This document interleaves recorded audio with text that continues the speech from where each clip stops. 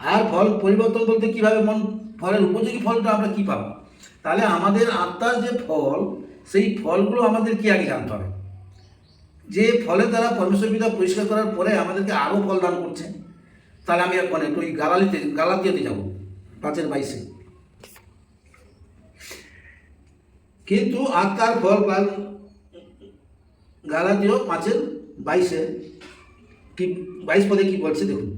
কিন্তু আত্মার ফল প্রেম, আনন্দ, শান্তি, দীর্ঘসহিষ্ণুতা, মাধুর্য, মঙ্গলভাব, বিশ্বস্ততা, মৃদুতা আর ইন্দ্রিয়দম। তাহলে কটা হলো? আমাদের আত্মার ফল হলো